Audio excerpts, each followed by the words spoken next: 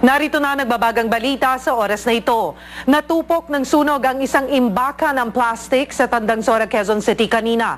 Sa imbestigasyon ng Bureau of Fire, nagmula ang apoy sa unang palapag ng warehouse. Isang volunteer ang nasugatan. Inaalam pa rin ang sanhi nito at ang halaga ng ari-ariang natupok ng apoy. Samantala, walang patid ang pagdating at paghahatid ng tulong ng Sagip Kapamilya sa mga kababayan nating nasalanta ng Bagyong Ondoy.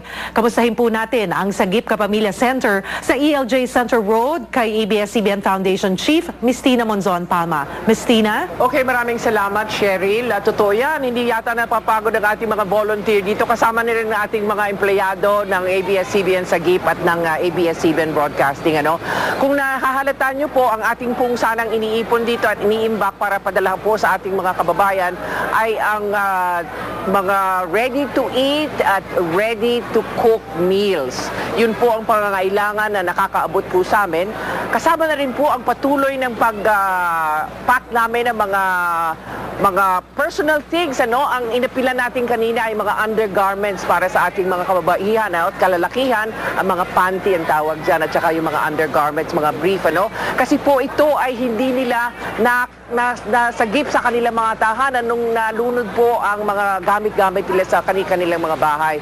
So ang aming pong Sagip Kapamilya team ay patuloy pong lumalabas ngayong gabi hanggang bukas po buong araw.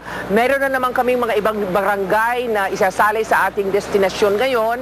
At kung kayo po ay mayroon pang mga pangailangan, maaari niyong iparating po sa amin para ma-schedule natin ng maayos. At ito po ay ipapasok nyo sa 163, Bantay Bata 163. Ibibigay po niyo yung pangalan nyo, kung saan po kayo, ilan po ang mga kailangan naming tulungan sa inyong barangay, at ano po ang mga pangangailangan nyo. At sa madaling panahon ay amin pong bubuin ang aming mga team na pupunta sa iba't ibang lugar. Bukas po, maagang maaga, meron po tayong 4 na barangay sa pakikipagtulungan ng Philippine Medical Association at ng Sanofi. Pupunta po kami sa mga barangay sa Marikina at sa Pasig para po magbigay ng medical mission sa tulong ng mga doktor na volunteer at mga dentista as well at mga medical products na binigay sa atin ng ating mga nakikibahagi dito sa Sagip Kapamilya. So yun lamang po, maraming salamat at makikita po tayo muli bukas ng umaga sa Umagang Kay Ganda. Cheryl?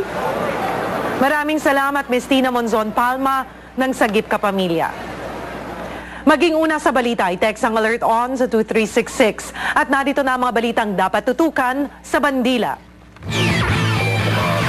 Governor Javid Singson at dating kinakasama, nagkaayos na. Kaso, tapos na.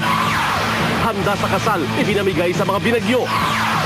Pagtatayo ng spillway, inirekomenda para hindi na maulit ang matinding baha. At ang latest sa bagyong Pepeng, tutukan sa Bandila.